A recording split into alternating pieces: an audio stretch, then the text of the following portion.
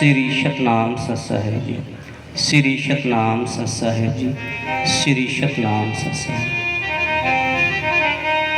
जो भगत और भगतनी और संत महात्मा रह चुके हैं उनका नंबर अगले सत्संग में 11 अक्टूबर सन 2025 दिन रविवार को सुल्तानपुर चिलखाने में होगा। तो मलार ना करें, और अगर मलार करते हैं तो आप अपना नंबर ले लो, मैं अगले सत्संग में अपना नंबर ले लूँगा, ठीक है। श्री सतनाम सत्साहेब। आज दिनांक 21 सितंबर सन 2025 दिन रविवार को राजेंद्र भगत जी और उनकी धर्मपत्नी कोमल भगतनी जी अपने बच्चे के जन्मदिन के उपलक्ष्य में सत्संग भंडारे का आयोजन करा रहे हैं। भगवान इनके बच्चों में सुख शांति रखे, इनके कारोबार में भगवान बरकत रखे, और दूर दराज से पधारने वाली मेरी माता बहनों, भाइयों, बुजुर्गों, साधु संतों, भगवान आपका भी भला करे और आपके बच्चों का भी भला करे। श्री सतनाम सत्साहेब।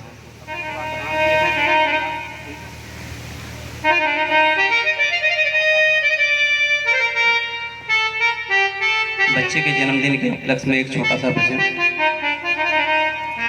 अक्षित का जन्मदिन, बच्चे का जन्मदिन, अक्षित का जन्मदिन, बच्चे का जन्मदिन, मम्मी तेरी खुशी मनाए, पापा तेरा खुशी मनाए रे।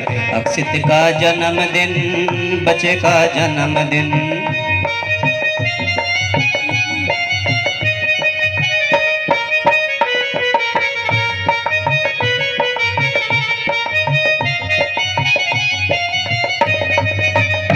दादी पापा भी तेरी खुशियाँ मनाए, चाचा चाची भी तेरी खुशियाँ मनाए।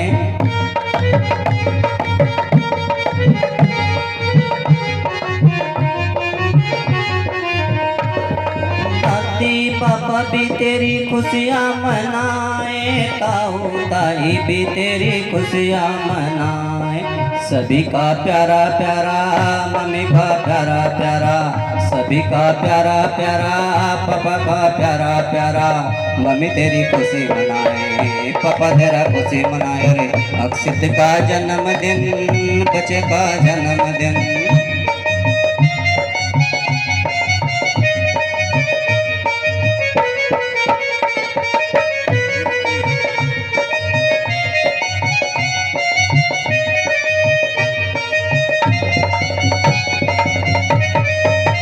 नानी नाना भी तेरी खुशियाँ मनाए, मम्मा मम्मी भी तेरी खुशियाँ मनाए।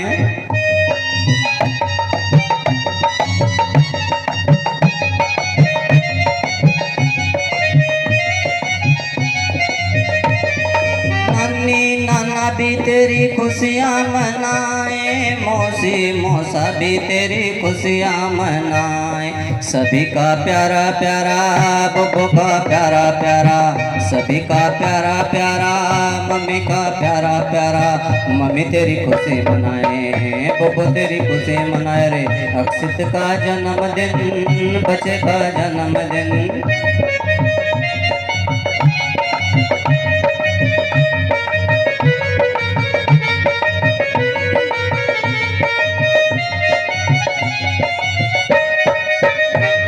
मम्मी पापा भी तेरी खुशियाँ मनाए, बुआ फूफा भी तेरी खुशियाँ मनाए।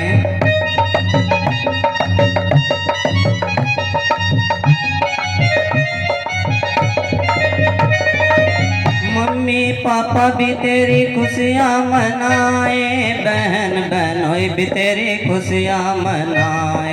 सभी का प्यारा प्यारा, मम्मी का प्यारा प्यारा, सभी का प्यारा प्यारा, पापा का प्यारा प्यारा, मम्मी तेरी खुशी मनाए, पापा तेरा खुशी मनाए रे। अक्षित का जन्मदिन, बच्चे का जन्मदिन।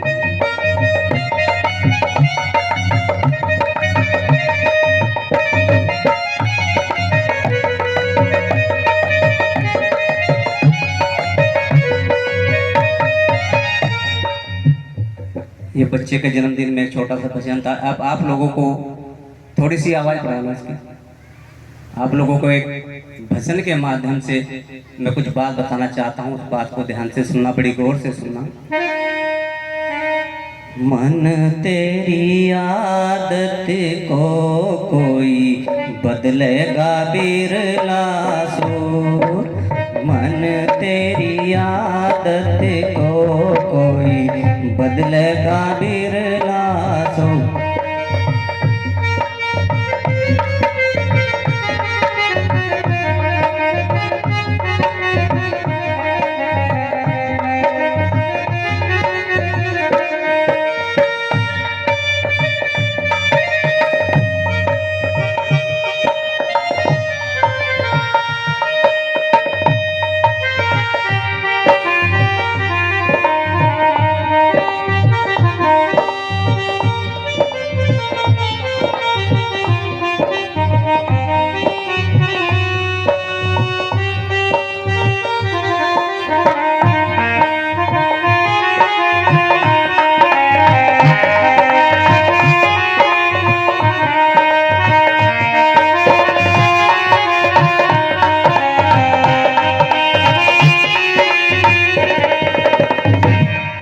ये मन पापी है, लड़ाई इस मन से करनी है।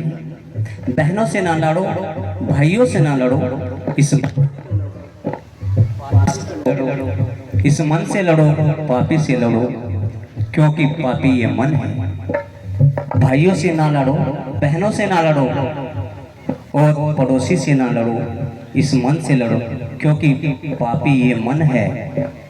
ये हमारे सब अंग बढ़िया है, हाथ भी हमारे बढ़िया है, पैर भी हमारे बढ़िया हैं, दिमाग भी हमारा बढ़िया है, गुर्दे भी हमारे बढ़िया हैं, फेफड़े भी हमारे बढ़िया हैं, आंखें भी हमारी बढ़िया है और कान भी हमारे बढ़िया है। पापी ये मन है। क्यों? क्योंकि ये लोगों की इज्जत खराब करके राजी है, ये लोगों का अपमान करके राजी है, ये लोगों की बुराई करके राजी है, ये अपना सम्मान करा के राजी है, ये अपनी इज्जत करा के राजी है, ये अपनी बुराई करा के राजी नहीं है। ये मन पापी है। तो लड़ाई किससे होनी है? लड़ाई मन से होनी है। जब तक ये मन हमारे काबू में नहीं आएगा तब तक काम चलने का नहीं। सत्संग में आकर के अगर हमारा मन नहीं बदला तो सत्संग में आने से कोई लाभ नहीं होगा। सत्संग में आने से उन्हीं लोगों को लाभ मिलता है जो सत्संग में आकर के अपने मन की आदत को बदल लेते हैं, और जो सत्संग में आने के बाद भी अपने मन की आदत को नहीं बदलते उससे अच्छा घर रहना है। घर रहने में फायदा है, किराए में पैसा लगता है, समय लगता है, और फिर आप अपने मन की आदत को नहीं सुधारते तो मेरे भाइयों बहनों से ना लड़ो, भाइयों से ना लड़ो, इस मन पापी से लड़ो, क्योंकि पापी ये मन है। ये मन जब तक हमारा धार्मिक नहीं बनेगा तब तक काम नहीं चलेगा। ये लोगों का अपमान करके राजी है, ये लोगों की इज्जत खराब करके राजी है, ये मन पापी है। तो लड़ाई किससे होनी है? लड़ाई इस मन से होनी है। जब तक इस मन के साथ लड़ाई नहीं करेंगे तब तक हम लोग कामयाब नहीं होंगे।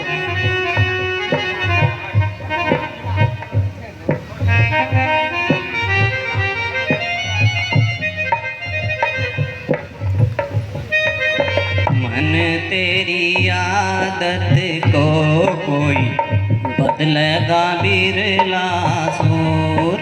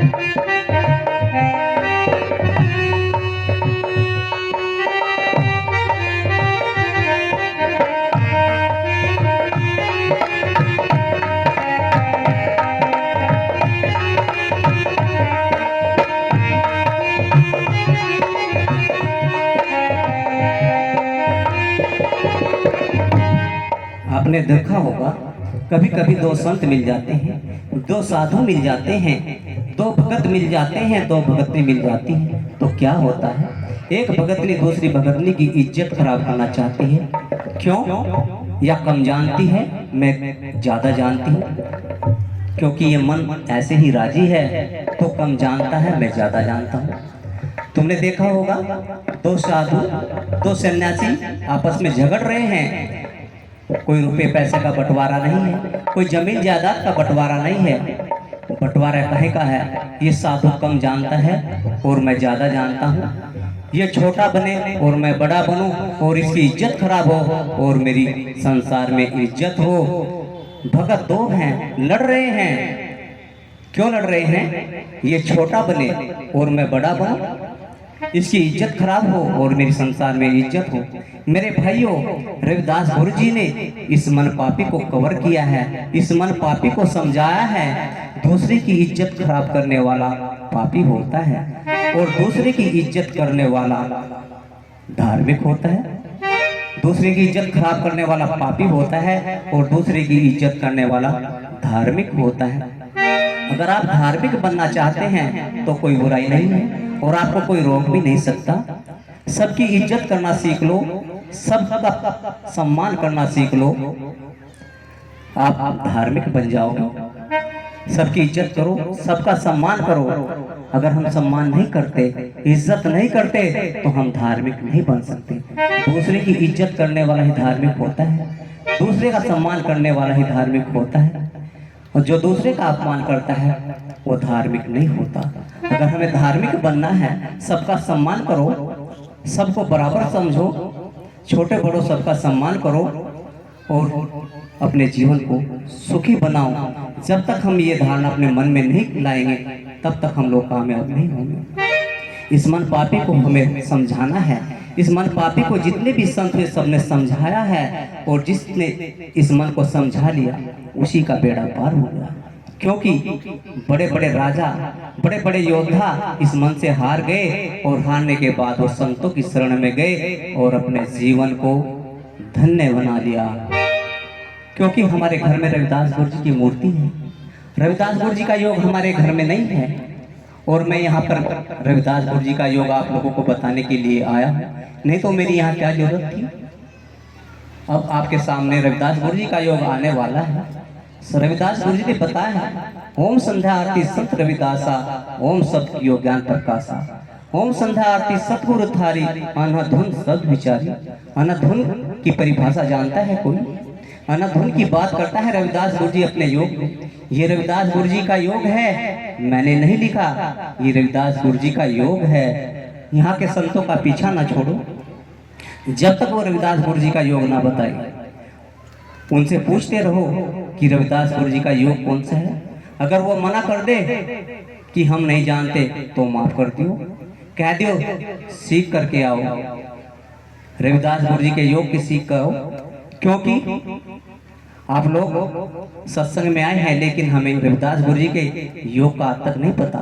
रविदास गुरु जी अपने योग में क्या बताया है, उस बात को आज आपको बताया जाए। क्योंकि वाणी में बताया है, ओम संध्या आरती संत रविदासा, ओम सत्य ज्ञान प्रकाशा, ओम संध्या आरती सतगुरु थारी, अनधुन सब विचारी। शील चिराग दया की बत्ती, संतोष का घर जले दिलाती। आइए चिराग के पास आइए। रविदास गुरु जी का योग कौन सा है चिराग का? शील चिराग दया की बत्ती, संतोष का घर जले दिलाती। ये रविदास गुरु जी का योग है। और हमारा तुम्हारा योग कौन सा है? मिट्टी के चिराग पर तेल रख करके, रुई की बत्ती रख करके जलाना, ये हमारा योग है। क्योंकि रविदास गुरु जी का जो योग है, शील चिराग दया की बत्ती, वो योग हमारे से विपरीत है। यहाँ की आंधी, यहाँ के तूफान भौतिक चिराग को बुझा सकते हैं। जिसको आप जलाते हैं, मिट्टी के चिराग को, धूप बत्ती के, अगरबत्ती को, दिए को, उसे यहाँ की आंधी, यहाँ के तूफान बुझा सकते हैं। लेकिन जो रविदास गुरु जी का योग है, चिराग का योग, उसको यहाँ की आंधी नहीं बुझा सकती, उसको यहाँ के तूफान नहीं बुझा सकते। आज तक ऐसा पैदा नहीं हुआ जो रविदास गुरु जी के योग के चिराग को बुझाते। बहुत आए हमारे जैसे तुम्हारे जैसे बुझाने वाले, लेकिन बुझा नहीं पाए। आगे क्या बताया रविदास गुरु ने? प्रेम के फूल धूप धर देना, चित चंदन का तिलक लगाना। ये रविदास गुरु जी का योग है। हम गेंदे के फूल चढ़ा के राजी हैं, हम गुलाब के फूल चढ़ा के राजी हैं, हम सरसों के फूल चढ़ा के राजी हैं, और हम बबूल के फूल चढ़ा के राजी हैं। लेकिन रविदास गुरु जी ने तो अपने योग में नहीं बताया। रविदास गुरु जी ने तो प्रेम को फूल बताया है। प्रेम के फूल धूप धर ध्याना। धूप किसको बताया है? ध्यान को रविदास गुरु जी ने धूप बताया है। चित चंदन का तिलक लगाना।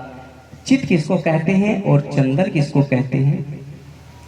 लकड़ी के चंदन के तिलक की बात नहीं कर रहा रविदास गुरु जी, और राग के तिलक की बात नहीं कर रहा रविदास गुरु जी। चित चंदन की बात कर रहा है। चित कहते हैं चेतन को, ज्ञान को, ब्रह्म ज्ञान को। और वो कहाँ लगाया जाता है? यहाँ मस्तक के ऊपर लगाया जाता है। यहीं पर ज्ञान की रेखा है, यही ज्ञान की गंगा है। और यही रविदास गुरु जी कह रहे हैं, चित्त चंदन का तिलक लगाना। सत का सुसंतोष का जनेऊ, सोहम जपे से जाने वो। रविदास गुरु जी ने सत का सूत बताया है। ये बड़े बड़े तागे पहनाए जाते हैं, बड़ी बड़ी मालाएं पहनाई जाती हैं। हमारे रविदास गुरु जी के योग में इन चीजों को स्थान नहीं दिया जाता। फिर स्थान किसको दिया जाता है? सत को। मैं आपसे पूछता हूँ, सत एक है या दो है? बोलो भाई, बोलते क्यों नहीं? सत एक है या दो है? छोड़ो, ये बताओ, सूर्य एक है या दो है? सूर्य एक है, सत भी एक है। वही सूर्य सुचेला वालों का है, वही सूर्य चिलकाने वालों का है, और वही सूर्य सहारनपुर वालों का है, और वही सूर्य देवबंद वालों का है, और वही सूर्य अमेरिका वालों का है, और वही सूर्य पाकिस्तान वालों का है। क्योंकि दूसरा तो है नहीं, फिर हम अलग कैसे कर सकते हैं? उसी प्रकार सत भी एक है। हमारा भी सत्य वही है, तुम्हारा भी सत्य वही है, रविदास का सत्य वही है, नानक का सत्य वही है, गोरख का सत्य वही है, मोहम्मद का सत्य वही है, ईसा का सत्य वही है। दूसरा तो है नहीं, तो फिर अलग कैसे करोगे? सत का सो संतोष का जनेऊ, सोहम जपे सो जाने बहु। दूसरा नहीं है। हम लोग रविदास गुरु जी के योग से बहुत दूर हैं। हम लोग रविदास गुरु जी की मूर्ति के करीब हैं। कोई बिरला है जो रविदास गुरु जी के योग को जानता है, बिरला सूर है जो वो रविदास जी के योग को जानता है। सत की भावना नित्य उठ पूजे, अलग निरंजन और न दूजे। दूसरा नहीं है, पहले भी वही था, आज भी वही है, और आगे भी वही रहेगा। एक था, एक है, एक ही रहेगा। ना तो दो थे, ना दो हैं, और ना दो रहेंगे। हरी सा हीरा छोड़ कर करे और की आस, वे नरियमपुर जाएंगे। सतभाषी रविदास। मालिक एक था, एक है, और एक ही रहेगा। ना दो थे, ना दो हैं, और ना दो रहेंगे। सूर्य एक था, एक ही है, और रहेगा तो एक ही रहेगा। लेकिन कुछ लोग सूरज को दो बताते हैं। क्यों बताते हैं? नजर खराब की वजह से लोग सूर्य को दो बताते हैं। अब बताओ, जो सूर्य को दो बता रहा है, उसकी दृष्टि सही है, उसकी नजर सही है या गलत है? फैसला आपका है, जीत तुम्हारी होगी, निर्णय तुम्हारा होगा। बताओ, दो सूरज के बताने वालों का नजर सही है या गलत है? उसकी नजर गलत है, उसकी आइज गलत है, उसकी दृष्टि गलत है। उसको आंखों के डॉक्टर के ले जाओ। और जो सत्य दो बताता है, दो भगवान बताता है, दो ईश्वर बताता है, दो खुदा बताता है, बोलो उसका दिमाग सही है या गलत है? उसका दिमाग खराब है। उसको दिमाग के डॉक्टर के दिखाओ, उसको सहारनपुर ले जाओ। नहीं तो आज दो बता रहा है, कल को तीन बताएगा, मामला खराब हो जाएगा। मन तेरी आदत को कोई बदलेगा बिरला सो।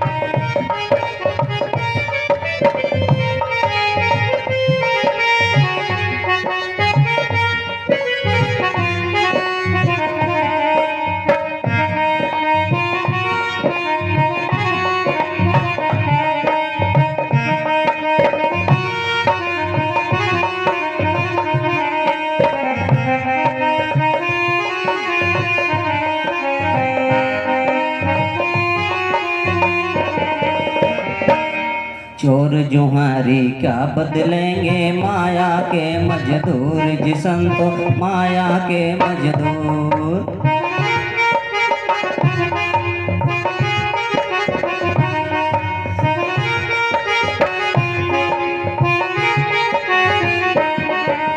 चोर जुहारी क्या बदलेंगे माया के मजदूर जी संतो माया के मजदूर।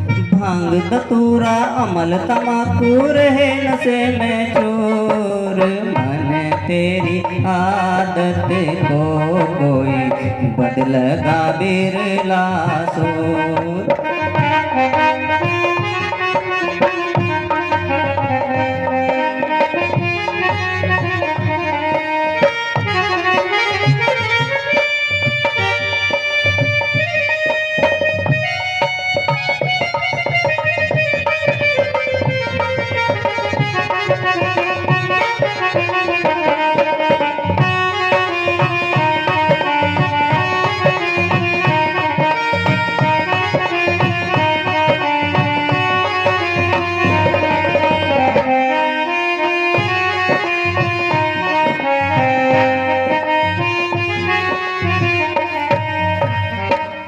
इस वाणी को तो जानते हैं आप सब लोग, मन तेरी आदत को बदलेगा बिरला सूर।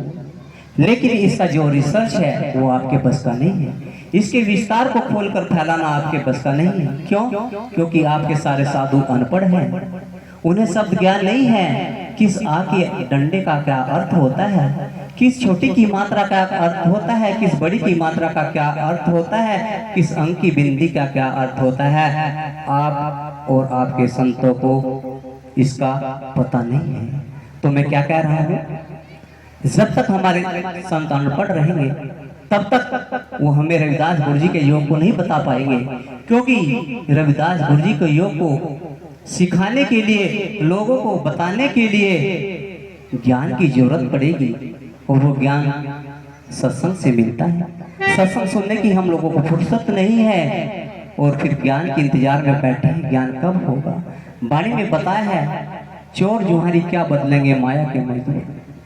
ये हमारा मन जो है ये चोरी करके बहुत राजी है।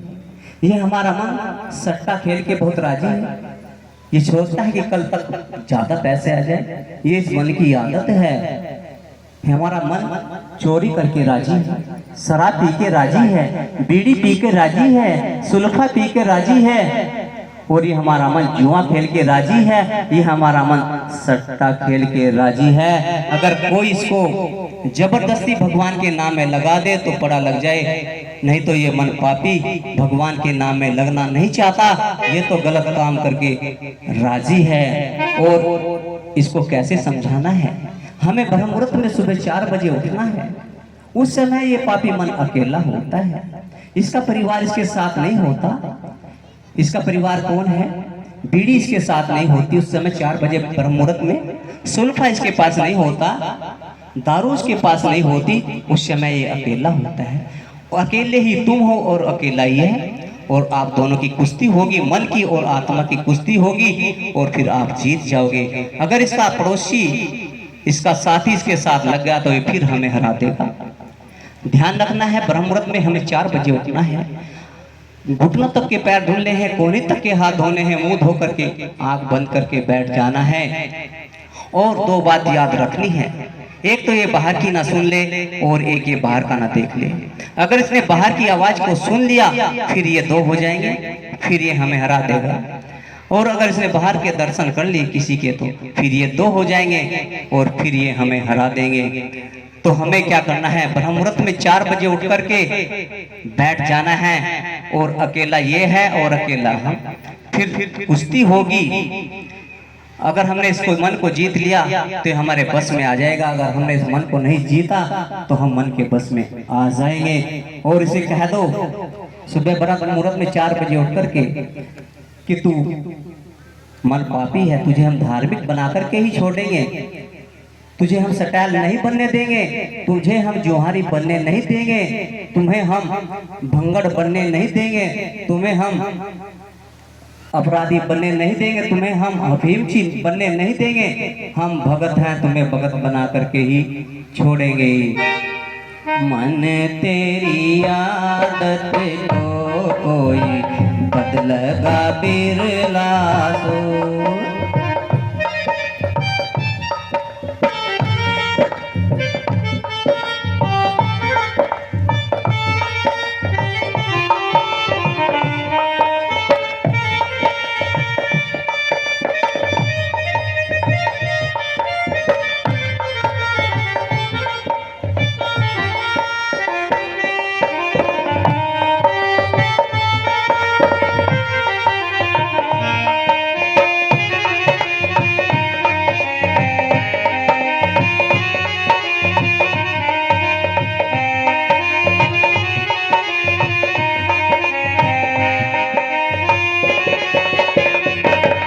पांच विषयों में लटपट रहता सदामती के दूर, जिसन तो सदामती के दूर।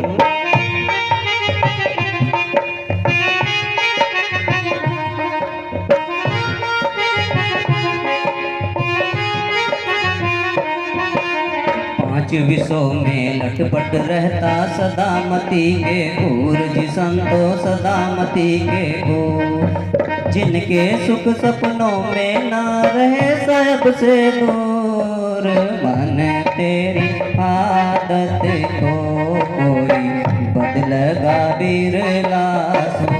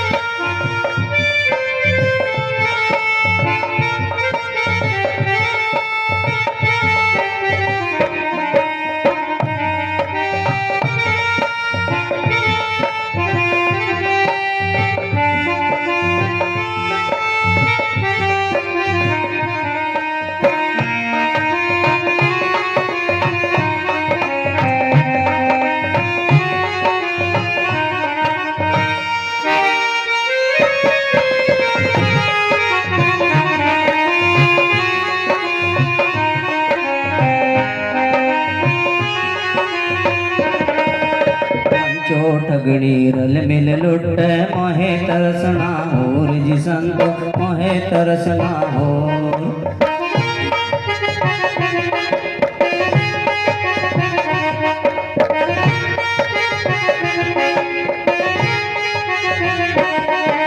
पंचो ठगणी रल मिल लुट मोहे तरसना होर, जिसन तो मोहे तरसना होर।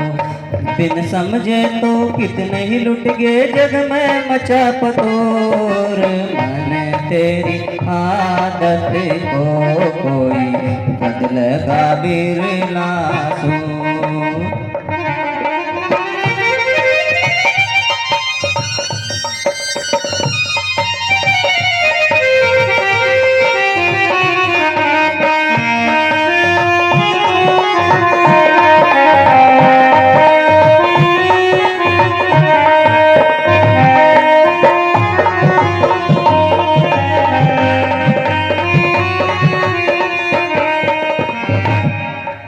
इस वाणी को आपके सारे साधु जानते हैं, सारे संत जानते हैं, सारे गुरु जानते हैं, सारी माता जानती है, सारी बहनें जानती हैं, सारे भाई जानते हैं। लेकिन बात है 5 विषयों की और 5 ठगनी की, वो मैं आपको बताने के लिए आया हूँ।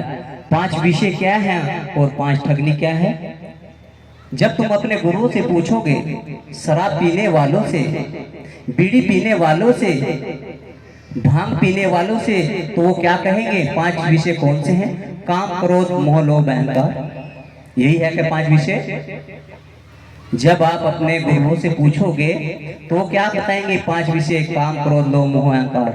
रविदास गुरु जी ने तो नहीं लिखा, रविदास गुरु जी ने तो 5 विषय कुछ और बताए हैं। ये तो 5 विकार हैं।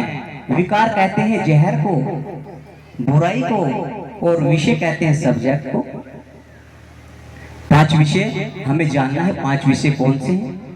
जब तक 5 विषयों के बारे में हमें नहीं पता लगेगा, 5 ठगनी के बारे में हम नहीं जानेंगे, तब तक भजन गाते रहो, कुछ नहीं मिलेगा। तो 5 विषय। साहेब से दूर कौन है, भगवान से दूर कौन है, मालिक से दूर कौन है। जो भगवान के नाम से दूर है वही मालिक से दूर है।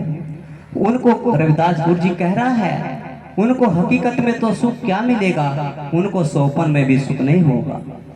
किनको, जो भगवान से दूर है, जिसकी पूजा पाठ की जाती है, जो उससे दूर है, जो परमात्मा से दूर है, जो अल्लाह से दूर है, जो खुदा से दूर है, जो गॉड से दूर है, उनको सुख हकीकत में तो क्या होगा, सपने में भी उनको सुख नहीं मिलेगा। वाणी बता रही है। और 5 विषय शब्द स्पर्श रूप रस गंध है। पहली ठगनी हमारी आंख है, इनको ज्ञान इंद्री भी कहते हैं।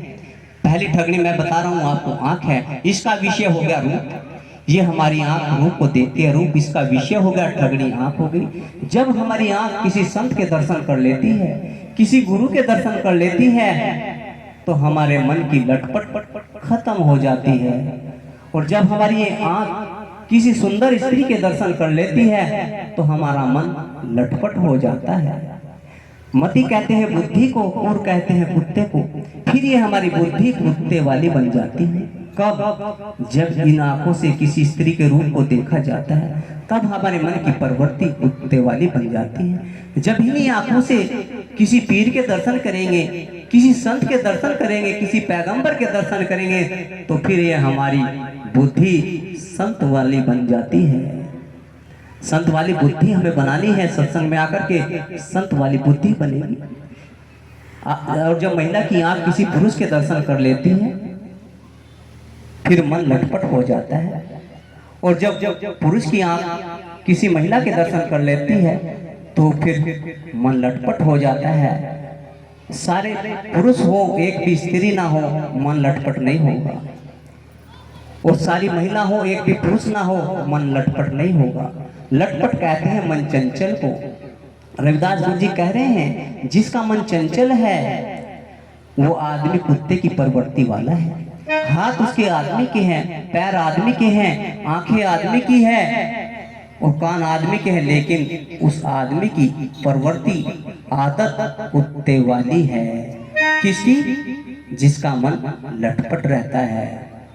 दूसरा विषय है कान। ये ठगनी है कान, और इसका विषय क्या है? सब सुनना। जब हमारे कान किसी संत की वाणी को सुन लेते हैं, किसी गुरु की वाणी को सुन लेते हैं, तो मन की लटपट खत्म हो जाती है। और जब यही हमारे कान किसी फिल्मी एक्टरनी के गाने सुन लेती हैं, तो हमारा मन फिर लटपट हो जाता है। और फिर क्या होता है? कुत्ते वाली प्रवृत्ति हो जाती है। दो विषय बता दिए मैंने आपको। तीसरा विषय है नाक। ये ठगनी नाक है, इसका विषय होता है गंध। यही बताती है हमारी नाक कि अच्छी सुगंध आ रही है या गलत बदबू आ रही है। ये हमारी नाक बताएगी। हमारे हाथ नहीं बताएंगे, हमारी आंखें नहीं बताएंगी, हमारा मुंह नहीं बताएगा। ये कौन बताएंगे? हमारे नाक बताएंगे। जब बदबूदार हवा आती है तो क्या कहते हैं? गलत हो गया, गलत हो गया, नाक बंद कर लो। और जब अच्छी हवा आती है, अच्छी सुगंध आती है, तो कहते हैं बहुत अच्छी हवा आ रही है। तो 3 विषय हो गए। चौथा विषय है जीभ। ये ठगनी है, ये क्या करती है? रस देती है। एक हाथ में चीनी ले लो, एक हाथ में नमक ले लो, हाथ नहीं बताएगा, आंख नहीं बताएगी, कान नहीं बताएंगे, ये जीभ बताएगी ये चीनी है या नमक है। और फिर क्या रुका पड़ जाता है? कब? जब जीभ के मतलब का सौदा नहीं मिलता, फिर ये हमारी जीभ, ये हमारा मन लटपट हो जाता है। फिर रुका पड़ता है। क्या कहते हैं? हमारे घर में तो रात भूत था। अरे तुम्हारे घर में तो रात भूत था, वो तो तुम्हारे ही घर में था, बाहर से नहीं आया वो तो तुम्हारे घर में ही था। भूत बिगड़ गया ये मन तो भूत बन गया, और सुधर गया ये मन तो देवता बन गया। हमारे अंदर ही है भूत भी और देवता भी, बाहर से नहीं आता। जैसी जिसकी भावना वास्तव वा को सिद्ध है। हंसा मोती चुगत है, गिरदा चुगत है मुंड। यानी कि जिसकी जैसी भावना होगी उसको ऐसे ही सौपन आएंगे। अगर हमारी भावना गंदी है तो हमें गंदे ही सौपन आएंगे, और अगर हमारी मन की प्रवृत्ति, हमारे मन की आदत बढ़िया है तो हमें बढ़िया ही सौपन आएंगे। 4 विषय बता दिए। 5वां विषय हो गया त्वचा। ये ठगनी है, इसका विषय होता है स्पर्श। जब हमारी त्वचा पर ठंडी हवा लगती है तो मन बहुत राजी होता है। मैं तो बहुत भाग्यशाली हूँ, बहुत नसीबशाली हूँ, बहुत तकदीर वाला हूँ। लेकिन जब गर्म हवा लगती है तो फिर मन लटपट हो जाता है, फिर कहता है मर गया, गर्मी लग रही है, मुझे सर्दी छाँव में ले जाओ, मुझे पंखे की हवा खिलाओ। कब? जब इस मन को गर्मी लगती है, मन लटपट हो जाता है, तो इस मन को पापी को रविदास गुरु जी ने कवर किया है, इस मन को रोका है। ये मन कैसे रुकता है? तागे से नहीं रुकेगा, जंजीर से नहीं रुकेगा। जंजीर से तो हाथी को रोका जाता है, तागे तबीज से तो कीड़ी मकोड़ों को रोका जाता है, और रस्से से बैल भैंस को रोका जाता है। लेकिन मन को रोकने का उपाय रविदास गुरु जी ने बताया है, ध्यान योग करना पड़ेगा। जो रविदास गुरु जी का योग करते हैं उनका मन अपने बस में हो जाता है, और फिर ये मन देवता बन जाता है। मन तेरी आदत को कोई बदलेगा बिरला सो।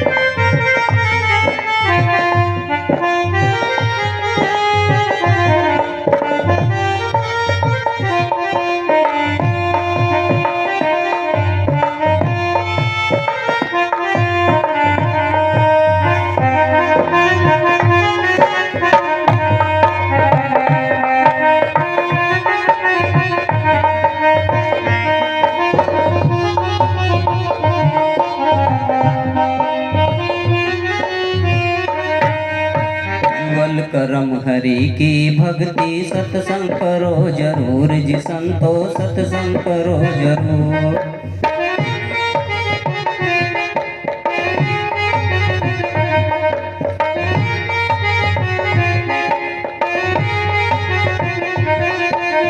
उज्ज्वल करम हरि की भक्ति सत्संग करो जरूर जी संतो, सत्संग करो जरूर।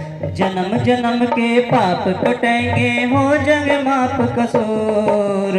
मन तेरी आदत को कोई बदलेगा बिरला सूर।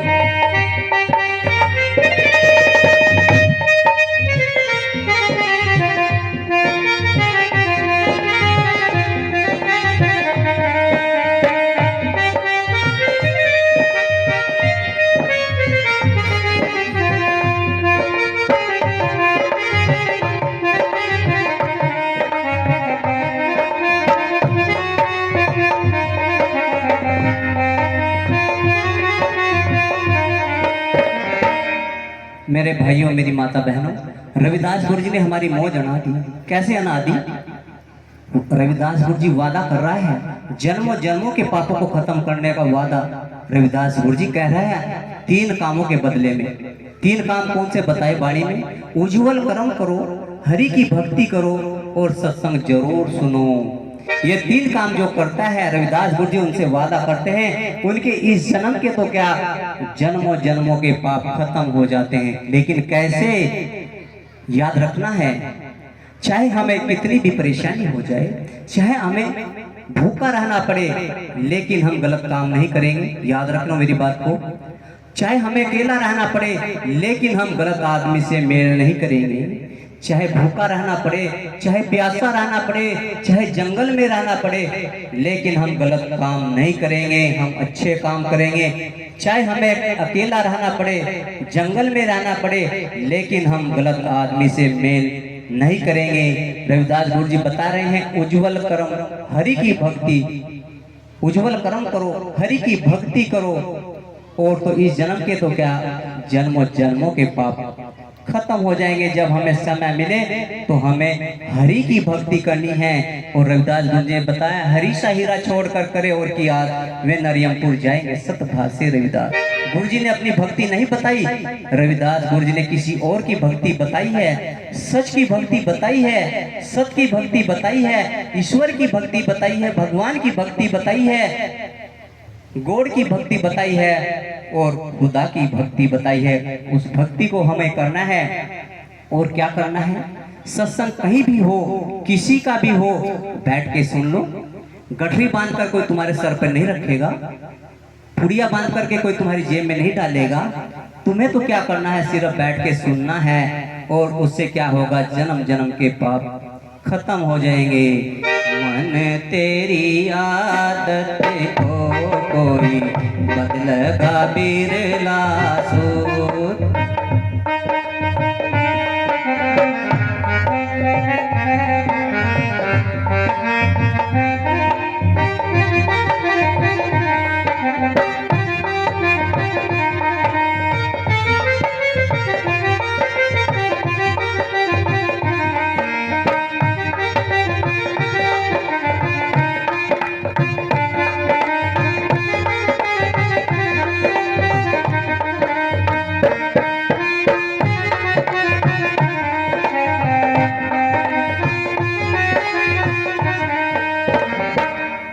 सुरती शब्द वेद की रीति गुरु मिले भरपूर, जी संतो गुरु मिले भरपूर।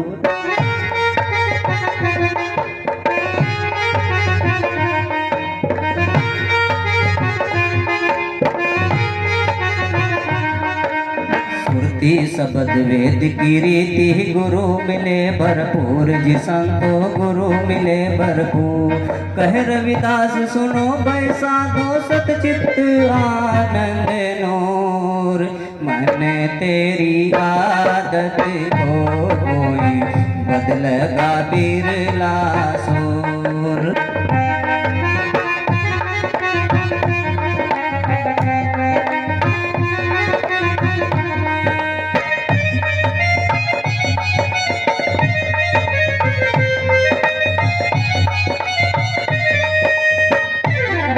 मेरी माता बहनों, कान खोल करके सुन लो।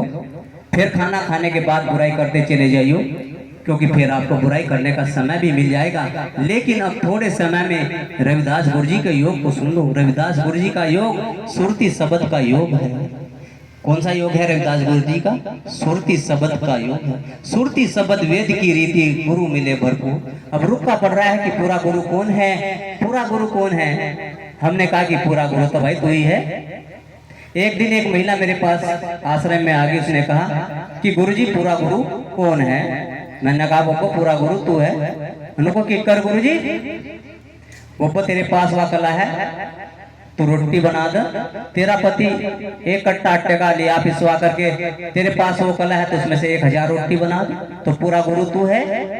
और तू सब्जी में मेरे ज्यादा डाल दे, सत्यानाश कर दे सब्जी का, पूरा गुरु तू है। अब गुरुजी कैसी बात कर रहे? नुको मैं ऐसी बात कर रहा हूँ जैसी मेरे पापा।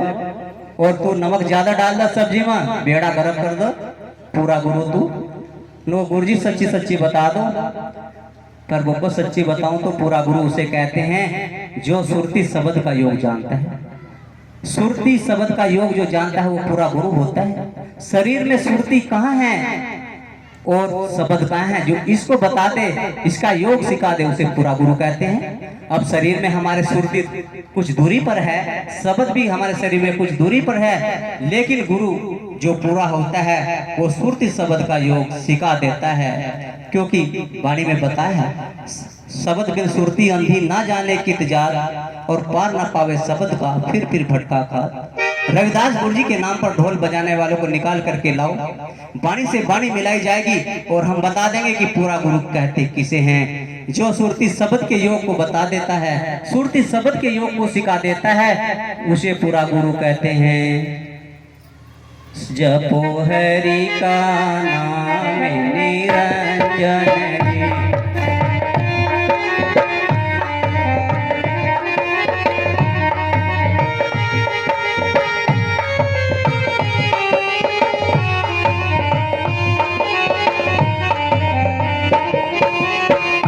भली हुई साधु घर आए, भली हुई साधु घर सुहागन भयो सुहागन जी, जपो हरि का नाम निरंजन।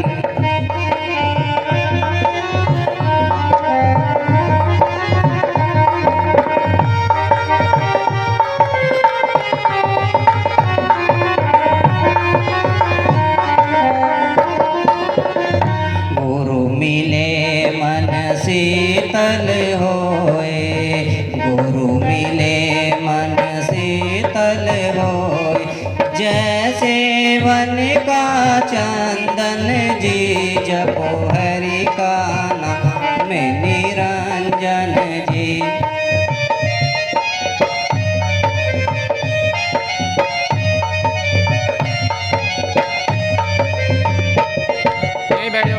सतगुरु ने खोल दिए भंडारे, सतगुरु ने खोल दिए भंडारे, औरों से क्या मांगन जी, जपो हरि का नाम निरंजन जी।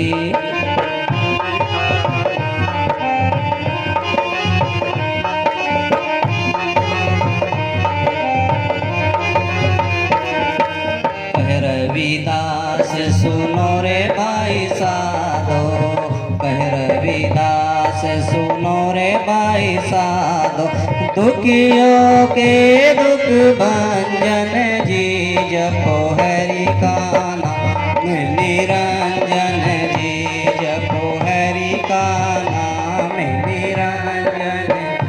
निरंजन जी दुख भंजन जी, जपो हरि का नाम निरंजन जी, जपो हरि का नाम निरंजन जी। सत्संग के सुनने वालों, भगवान आपका भला करे, और सत्संग के कराने वालों, भगवान आपका भी भला करे, आपके बच्चों का भी भला करे। और आने वाली 19 अक्टूबर को सुल्तानपुर चिल्काना में सावित्री भगतनी जी